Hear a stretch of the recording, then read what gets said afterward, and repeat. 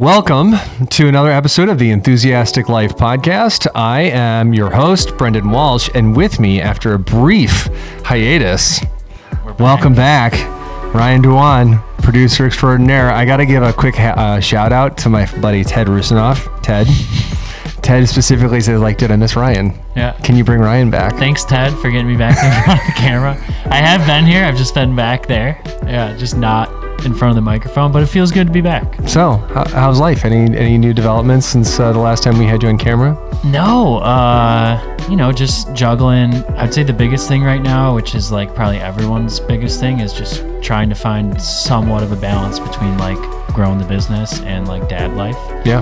And, sometimes the business wins and sometimes dad life wins, and it goes back and forth. And but I'm really enjoying dad life. So I had a speaker, someone that I'm hoping to have on the podcast, Dr. Rebecca Heiss, talk about that work-life balance isn't really a thing, right? That you're always going to be off balance, but it's about that teeter-totter of making sure you're aware. It's never going to be perfectly here, that it's kind of like rock. So on this episode, we have my friend Matt Rossetti. Matt is the president, and this is one of my favorite titles of all time, which we talk about in the episode, the chief architect of Serious Fun. So he's the president of Rossetti, which is an architecture firm here in Detroit. They specialize in arenas, sports venues, and urban spaces. And first of all, Matt's got an awesome voice. So he does. Yes. Just for the audio files, it's super fun to listen to him, but he's also an amazing storyteller. That's one you might want to just throw on in the ear pods and just listen to. Just a brain full of Matt Rossetti. Yeah. And I think this is appropriate for Matt, but badass title. Yeah. It's probably one of the coolest titles. For sure. My show notes for Matt were, I'm blown away by the resume of his projects, especially someone if you don't know who he is, like myself, and then you get to listen to the podcast and hear some of the stadiums and event spaces that they've been accredited for is awesome. Yeah. Super pumped for Cosm. So, and I won't give any more insight to that. If you want to find out more about that, you should listen to this episode.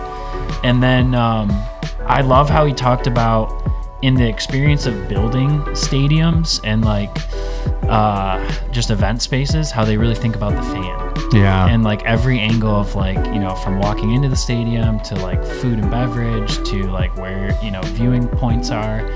They really do think about, the best experience for a fan, which as a fan is cool to hear that the people who are building these things really think about you. Yeah, it's not about just being at the event, it's the experience and making sure that you're having an experience that is worth the investment you're making. Not just how can we cram as many people in here and make as much money. Right. Yeah. Which some people do. I don't want to name stadium names, but yes. I've been to one. It's a hockey arena and it's on the East Coast in the New England-ish area. Okay. It will remain nameless. I'm not even going to say anything else. Enjoy the conversation with Matt Rossetti. Matt Rossetti, welcome to the Enthusiastic Life Podcast. I am so psyched to be here. Thank you for inviting me. Do you mind introducing yourself to our audience? Introductions are a funny thing. Do you want my name? Do you want my age? I'm not telling that. It is whatever you want it to be. All right. Matt Rossetti. I am third generation owner, CEO, chief architect of Serious Fun for Rossetti. We have been in Detroit now for 56 years. And really great legacy, started with my grandpa through my father. And I am fortunate enough now to have my two sons in the business as well. So I get to beat them down just like my father and my grandfather and, follow that Italian tradition. So I always like to start with an origin story. So do you recall, I was trying to think of this as well, so I'm having a little trouble with it, but do you recall how we met? I'm going to guess it was a DAC event. You might be my first guest that even though we know each other through the Detroit Athletic Club, I think we met through the War Memorial. Okay. I can see that. I think it was that and through Amy Chesterton. Yeah. Yeah. She's a wonderful lady. Yeah. I was just talking to her this morning. Yeah. So I was going to ask you this question later, but you mentioned it in your introduction. I love the title of Chief Architect of Serious Fun. Can you tell me about where did that come from and what does that mean to you? Because that's really cool. The funny thing is I always get asked that question, and it wasn't meant to be provocative. It was actually it was meant to be a joke in the office because that's even better. It was our director of graphic design, and she just knows that I'm not a real serious person. So president, CEO, owner, they're all really stodgy names that I never liked on my card, but I couldn't have a blank card because she said then I look like a peon when I go to conferences and things. So you got to have something. So she's like, okay, well, you are Mr. Serious Fun. That is the mantra of the firm. That is our culture and our ethos. She said, I'm going to call you Chief Architect of Serious Fun.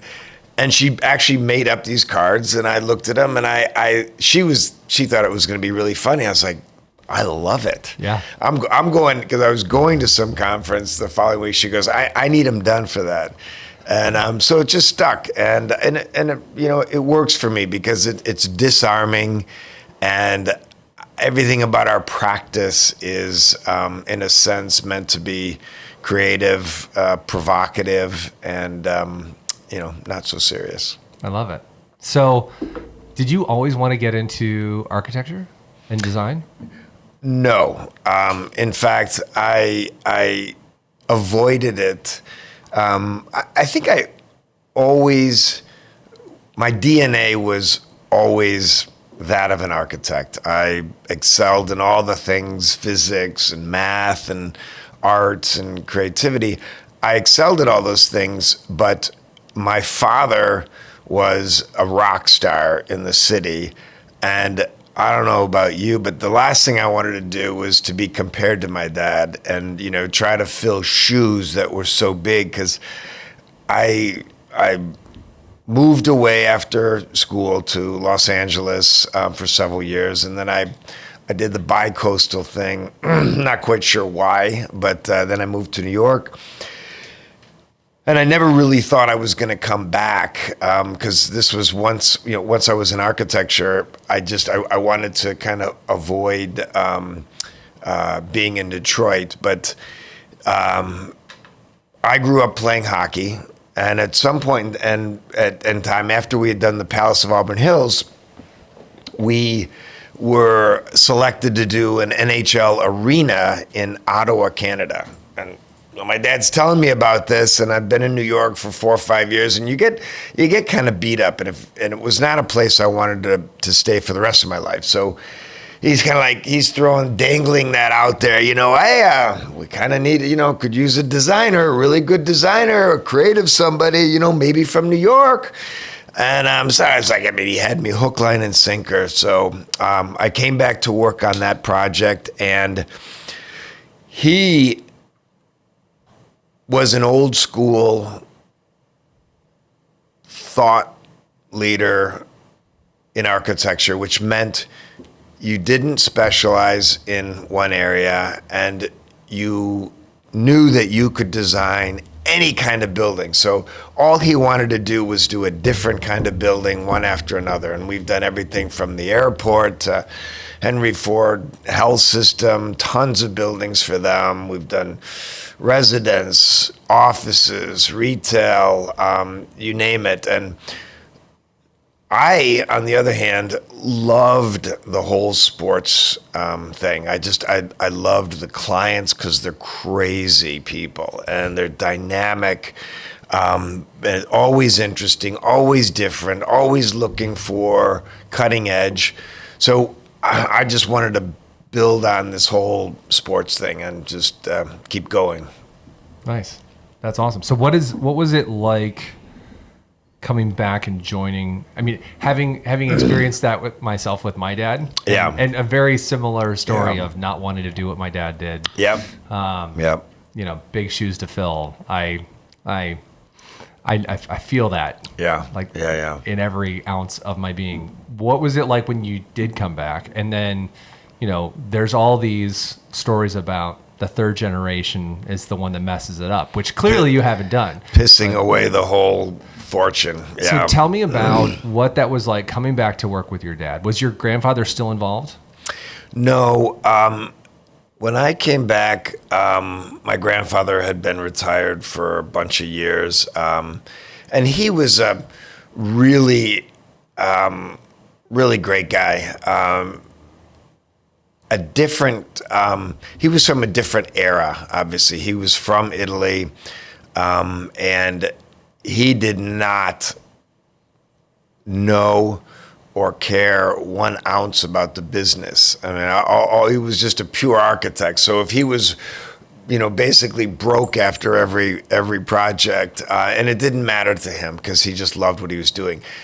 My dad had a business sense about him. He understood, but he still had a lot of that Italian in him, and I mean, he just loved the craft, and that's what he lived for. He was all about the craft of architecture, whereas I found a niche and a way to differentiate myself, because I was never gonna go toe to toe with my dad.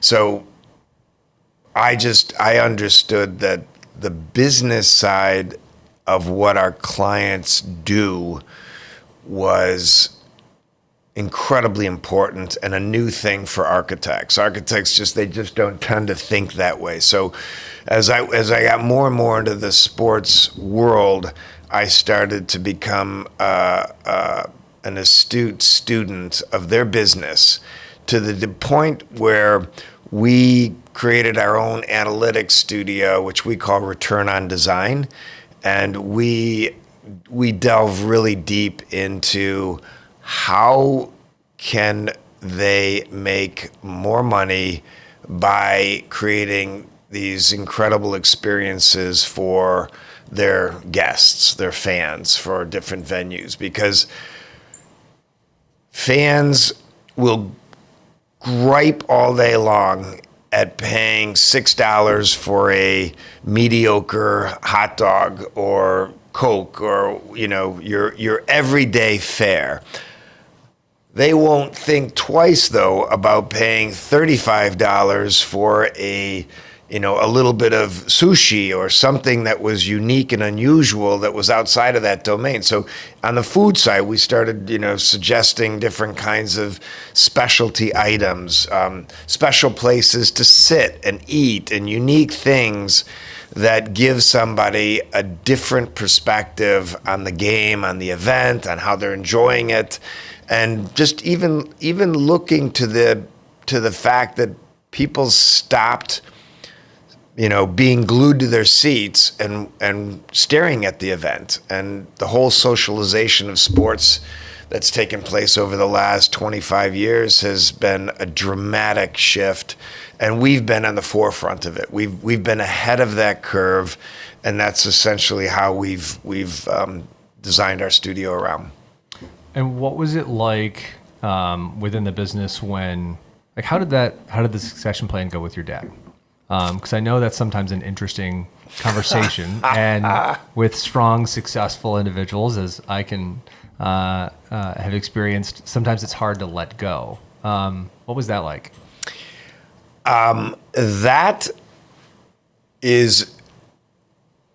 It was a great opportunity.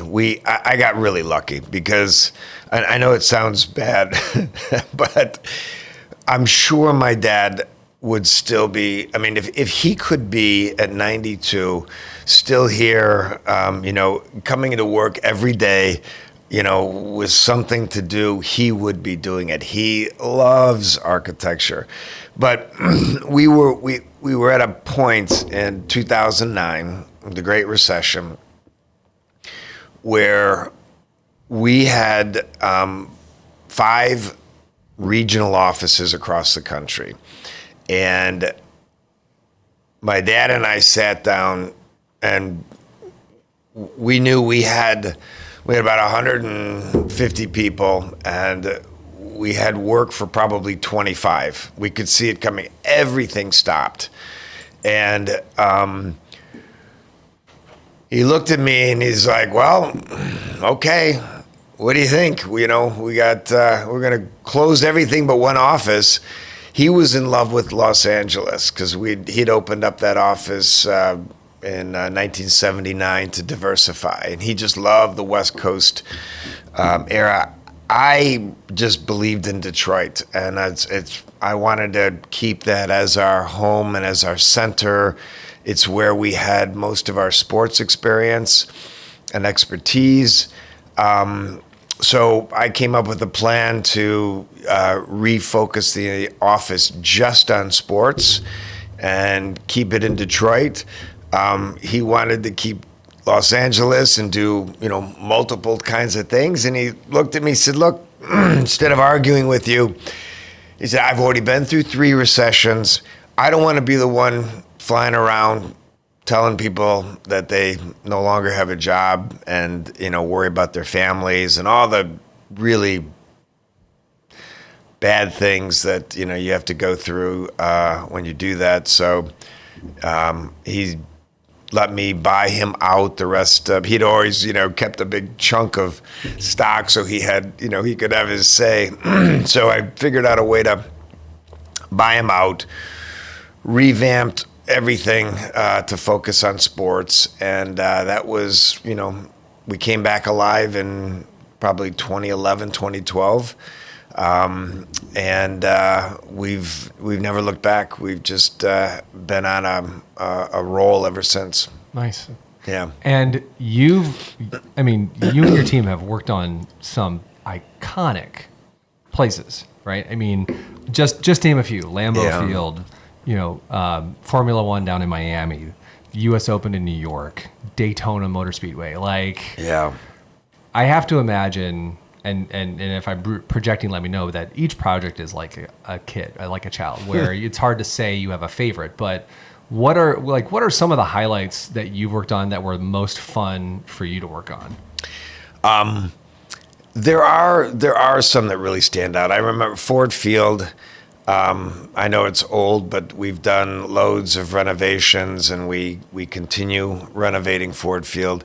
But that was special because I got to sit, my dad and I worked with Bill Ford and his father, and sat in our early meetings, visioning sessions on what it was going to be. And Bill had a really keen vision about what he wanted to see for Ford Field and the relationship between the stadium and the city.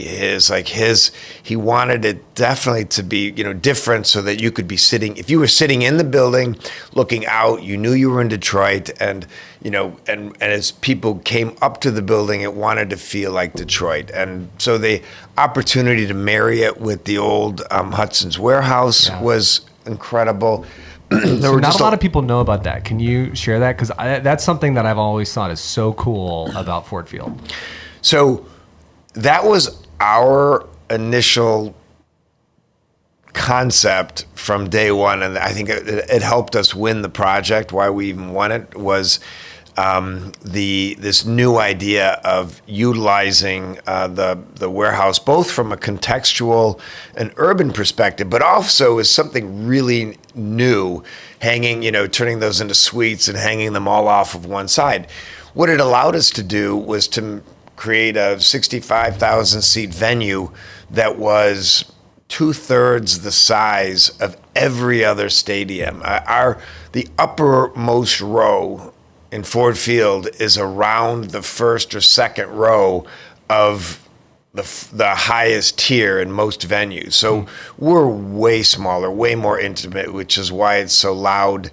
But it's a great venue. And just the opportunity to do something so, in Detroit, that was special. We were hired by the city to work on Little Caesars, and that was an interesting adventure, I should say. U.S. Open, I have to say, probably tops the list because my father worked on the first U.S. Open that was completed in 1996.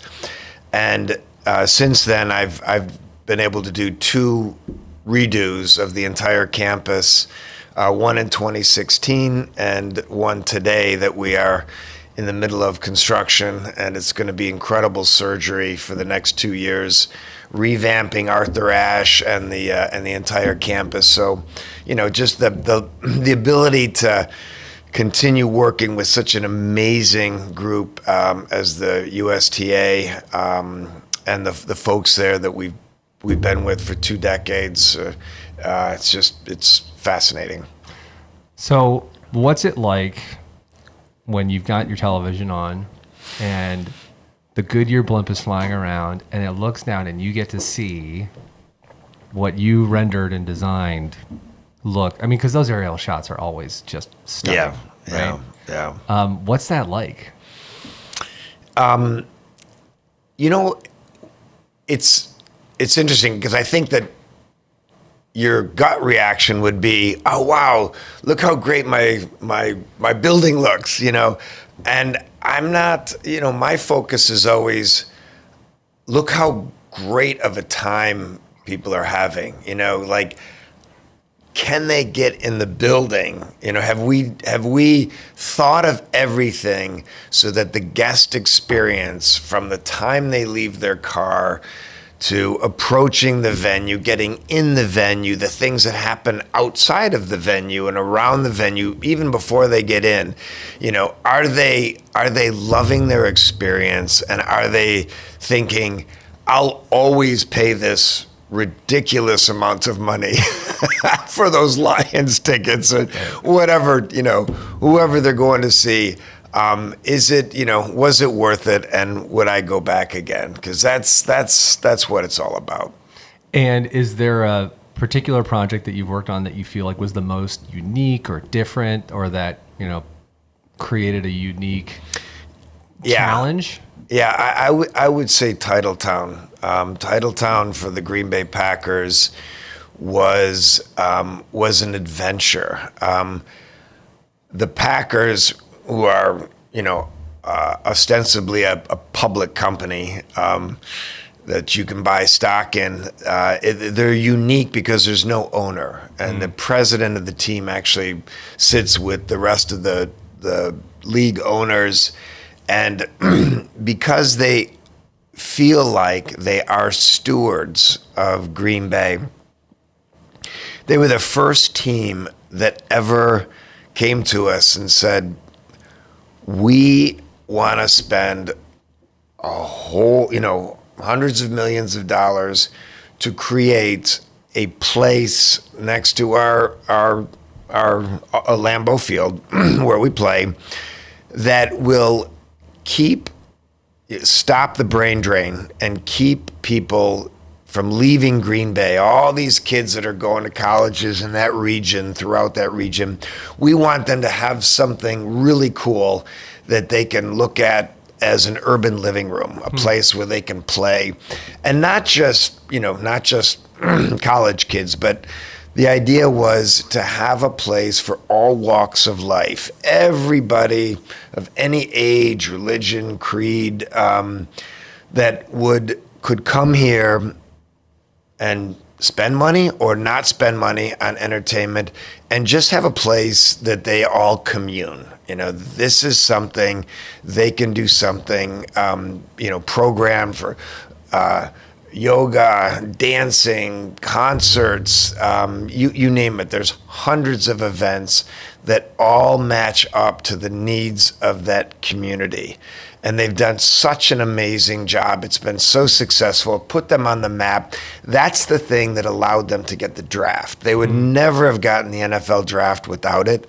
It's put them on the map for places to live, greatest cities in the country. And look how tiny they are. They're a dot, they're a speck compared to some of these, the major cities that have these, that have NFL teams and other major venues. So it was just one of those really rewarding kind of almost altruistic motives from the team, and everybody in that organization just got behind it. It was 12 years in the making, and now it's just a giant success story.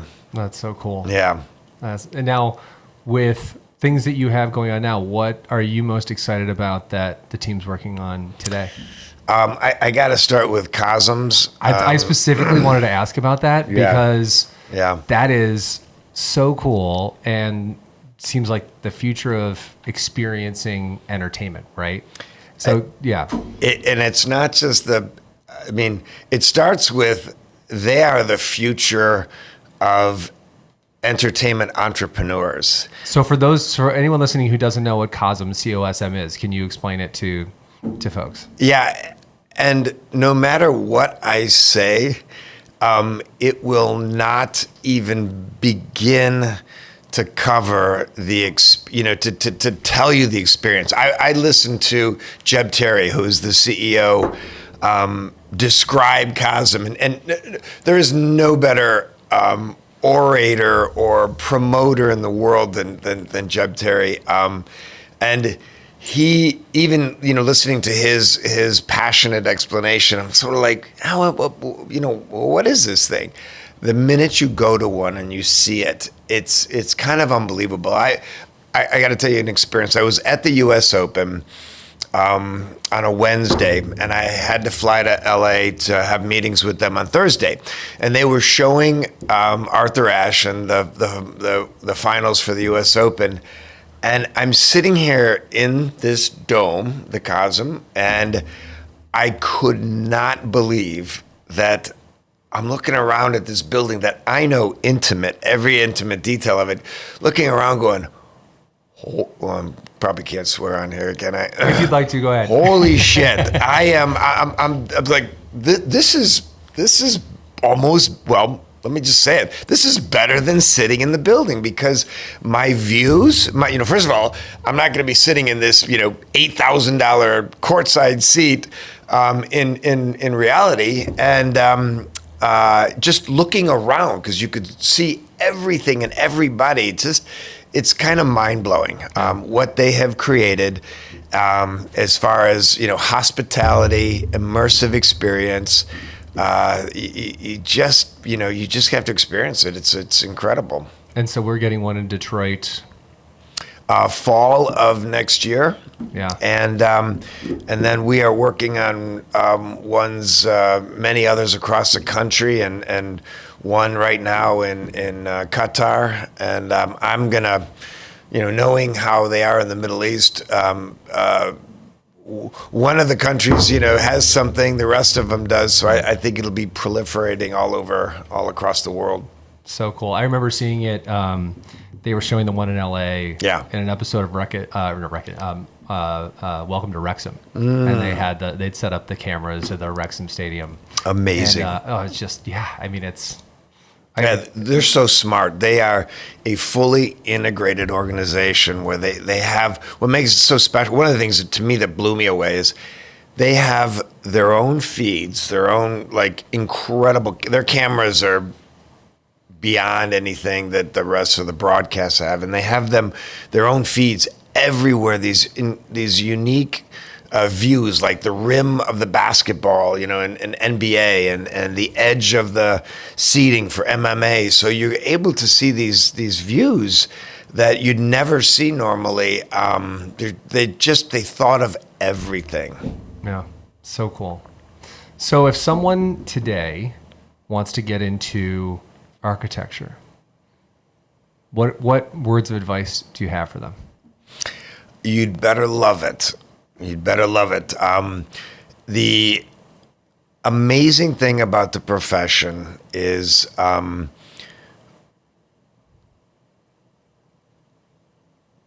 those in our firm, they will tell you it's like going to playtime every day. It never feels like work. There's a ton to do. Those who excel tend to almost live in the studio, and now that, COVID's changed the whole working experience, which is a little bit of a bummer, because we can all be so effective at home and still get great things done. But there's always something about, walking by somebody's desk, their station, and they're either sketching by hand or sketching on the computer, and you see something and it makes you think of something, and you share another perspective, and you start looking things up, and things evolve and change. So it's an incredibly collaborative. There is no singular work path. It's just it's such a wonderful. I mean, I'm a team sport guy, so it really particularly appeals to me. But it is just something where everybody they're just having so much fun, and they love what they do. On the flip side, this isn't the greatest pay. This is not like going to Wall Street, and kids coming out of school make $250,000. It is unfortunately not as great as I think it's worth. Its worth just doesn't seem to be there, and maybe it's because we have too much fun, and they know we'll do it anyway. So one last question that I always like to ask everyone. What is something that's bringing you joy right now, Matt? Well, this is going to sound corny. I would have to start with my wife. That is such joy, because I am married to somebody who keeps me on my toes every single day. She is she's an exceptional designer herself, and always points out my design flaws and how I can improve what I'm working on. So there's great joy in the adventure of living with her. And what's your wife's name, and how long have you been married? Holly Johnson Rossetti, and we have been married. I should know this immediately. We've been married for 4 years, coming up on our 5th year anniversary. Awesome. Very cool. If anyone wants to check out Rossetti, where can they find the company online, on social media? If they want to look you up, where should they go? It's really complicated. It's called Rossetti.com. So it is going to be a challenge. 2 S's, 2 T's. 2 S's, 2 T's, yes. Proper Italian, double consonant. Certo. That's right. Awesome. Well, Matt, thank you so much for your time. Thank you so much for being here. It was great fun. Thanks. That was a blast. Thank you so much to Matt Rossetti for joining us on the Enthusiastic Life podcast. I hope you enjoyed that conversation. Again, if you want to look them up, you can find them at rossetti.com and on LinkedIn and Instagram and all the social medias. And you can, if you go on their website, you can see a full list of all their very impressive projects that they've worked on. So thank you so much for listening. Thank you for joining us. If you like this, please consider giving us a share, a like, a comment, share us with a friend. We'd love for more people to experience the enthusiastic life. So thank you again. We're so grateful for you being here, and we'll see you next time.